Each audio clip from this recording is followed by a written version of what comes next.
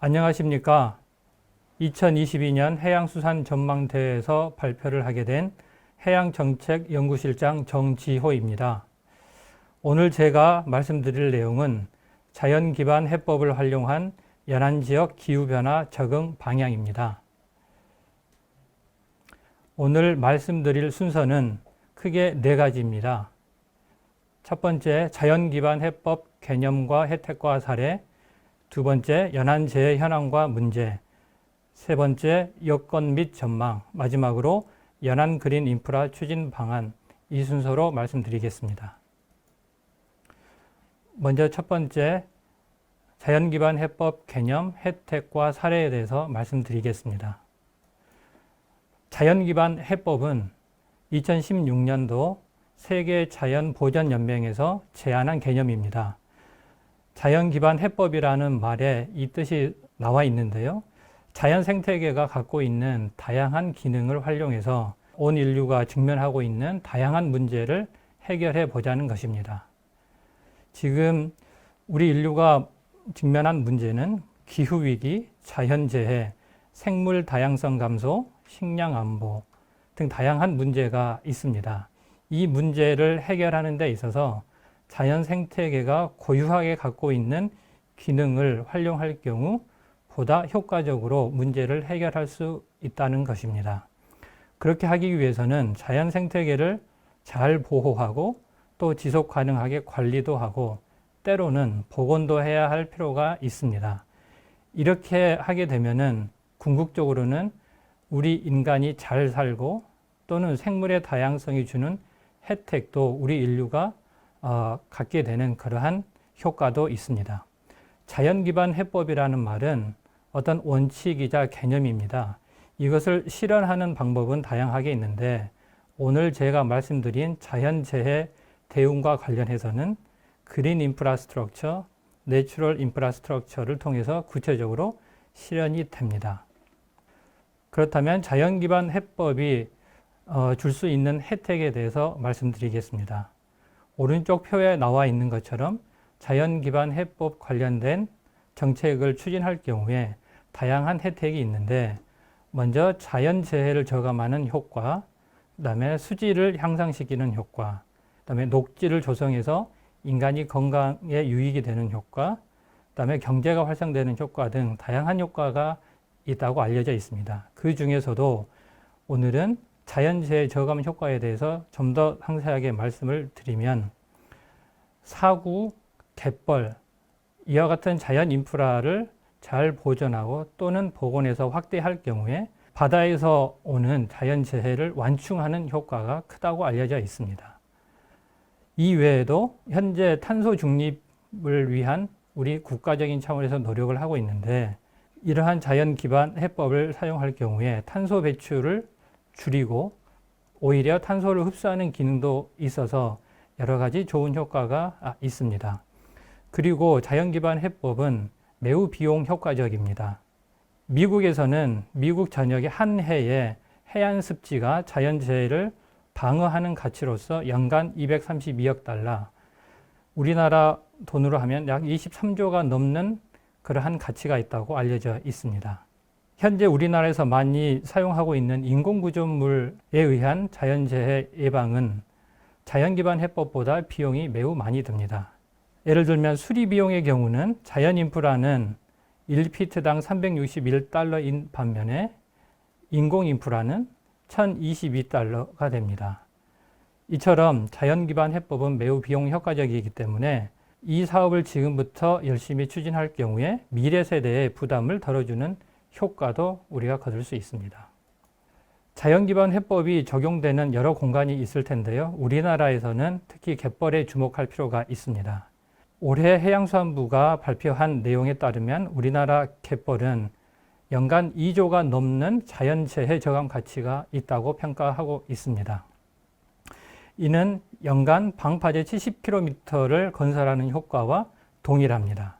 밑에 표는 2021년, 2013년도에 평가한 가치가 나와 있는데 2013년도에 비해서 2021년도에 그 가치가 매우 상승한 것을 알 수가 있습니다. 이처럼 우리나라 바다에 넓게 분포하는 이 갯벌은 자연재해를 저감하는 가치가 매우 높다는 것을 알 수 있습니다. 약 3건의 국외 사례를 살펴보겠습니다. 먼저 미국입니다. 미국에서는 리빙 쇼어라인이라는 정책을 오래전부터 추진하고 있습니다. 리빙 쇼어라인은 해안을 인공화하지 않고 자연 해안을 유지하면서 그 자연 해안의 기능을 활용해서 자연재해에 대응한다라는 것입니다. 사진이 있는데요. 이 2개의 사진은 해안사구 혹은 바다의 여러 가지 자연적인 요소를 보호함으로써 폭풍, 해일, 침식을 저감하고 있습니다. 두 번째 사례입니다. 연안 그린 인프라를 설치한 사례인데요. 이 지역은 미국의 뉴욕입니다. 뉴욕은 매우 땅값이 비싼 지역임에도 불구하고 자연 기반 해법을 적용한 사례입니다. 2012년도에 허리케인 샌디가 와서 미국 뉴욕의 해안에 큰 피해를 주었습니다. 이 피해를 복구하는 과정에서 인공구조물을 설치해서 복구하지 않고 이 화면의 오른쪽에 있는 그림처럼 해안사구를 넓게 복원함으로써 자연재해에 대응할 수 있는 그러한 해안을 복원한 사례입니다. 마지막 사례는 프랑스 사례입니다. 이 사례는 좀 더 근본적인 사례라고 볼 수가 있습니다. 프랑스에서는 1975년도서부터 프랑스 연안에 있는 토지를 매수하기 시작했습니다.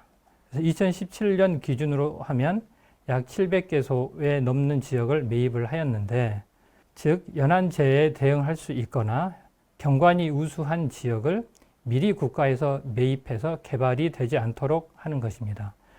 그렇게 해서 결과적으로는 자연이 갖고 있는 기능으로 경관을 보호하면서도 연안재해에 대응할 수 있도록 하였습니다. 네, 두 번째로는 우리나라 연안재해 현황과 문제에 대해서 살펴보겠습니다.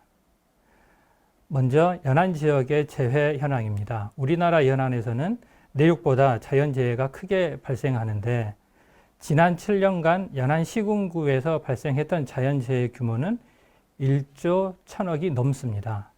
전체 우리나라 자연재해 규모에서 이 연안 시군구가 차지하는 비중이 56.2%인데, 이 규모는 연안 지역의 인구의 비중, 면적의 비중보다 매우 높습니다. 이 말은 결국은 우리나라 연안이 내륙에 비해서 자연재해에 매우 취약하다는 것을 보여줍니다. 특히 2014년에서 17년에는 연안 지역의 자연재해 규모가 전국의 70%를 넘는 그러한 비중을 차지할 정도로 연안재해 피해가 컸습니다. 연안재해 피해가 큰 우리 연안에서 어떠한 대응을 하고 있는지를 살펴보면, 먼저 연안관리법에 따라서 연안정비사업을 추진하고 있습니다.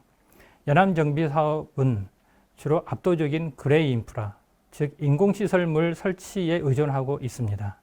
우리나라 연안정비에서는 호안, 잠재 등 그레이 방식으로 99% 이상을 대응을 하고 있고, 특히나 호안의 비중이 92.2%로 매우 압도적입니다.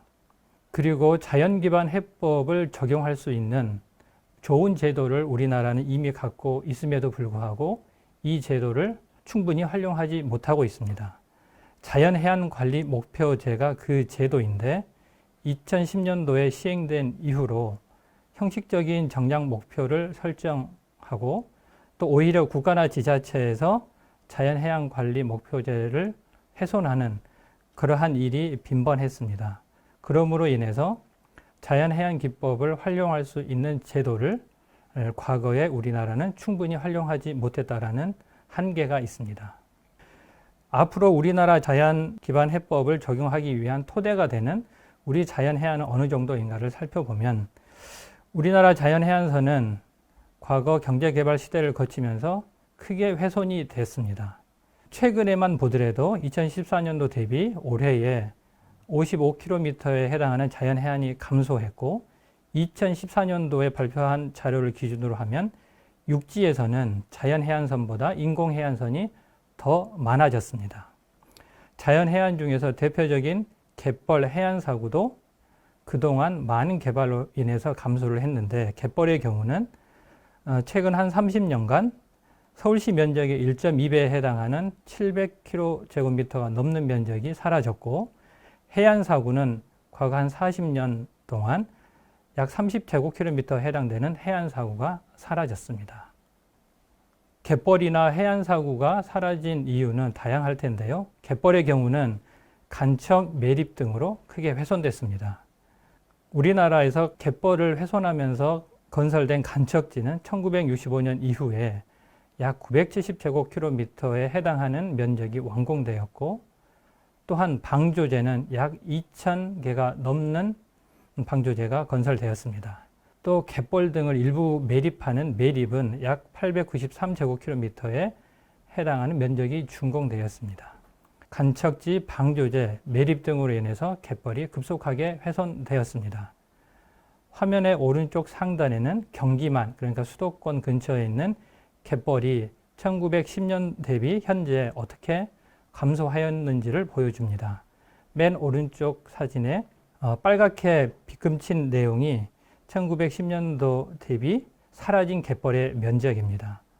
그리고 또 하나 해안사구는 해안도로, 그다음에 해수욕장을 비롯한 관광시설의 설치로 인해서 급속하게 사라졌습니다. 세 번째로는 간단하게 여건과 전망에 대해서 말씀드리겠습니다. 기후변화로 연안 지역의 자연재해는 더욱 취약해질 전망입니다. 우리나라 해수면은 지속적으로 상승하고 있는데 지난 30년간 연 3.12mm가 상승하고 있고, 최근일수록 그 상승하는 폭이 더 높아졌습니다. 2100년, 그러니까 미래에는 최대 73.3cm까지 상승할 수 있다는 전망이 나오고 있습니다. 전 세계적으로 보더라도 연안에서 적응 정책을 시행하지 않는다면 전 세계 자산의 46%가 침수 위험에 빠질 것이라는 경고가 나온 바가 있습니다. 하지만 다행히도 우리나라에서는 다양한 국가계획 수립을 통해서 자연기반 해법을 적용하기 위한 사업을 반영하고 있습니다. 한국판 뉴딜 탄소 중립 전략, 그다음에 기후변화 관련된 계획, 해양환경 연안 정비 관련된 계획 속에서 자연기반 해법을 적용한 다양한 사업이 반영되어 있는데, 대표적으로 2025년도까지 갯벌을 4.5제곱킬로미터 복원하거나 2025년도까지 연 10제곱킬로미터에 해당되는 갯벌 식생을 복원하겠다라는 구체적인 목표가 제시되어 있기도 하고, 또한 재완충 기능이 있는 해안사구나 갯벌 등을 보전하고 때로는 복원하자라는 내용도 담겨져 있습니다. 또 연안재해 대응의 가장 기본적인 계획이 되는 제3차 연안정비 기본계획에서는 해안사구 복원 관련된 사업이 다수 포함되어 있습니다.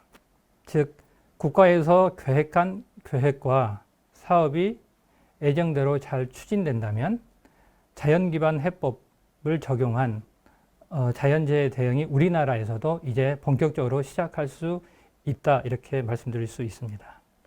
마지막으로는 자연기반 해법을 우리나라에 적용할 수 있는 구체적인 방안으로서 연안 그린 인프라 추진 방안에 대해서 말씀드리겠습니다.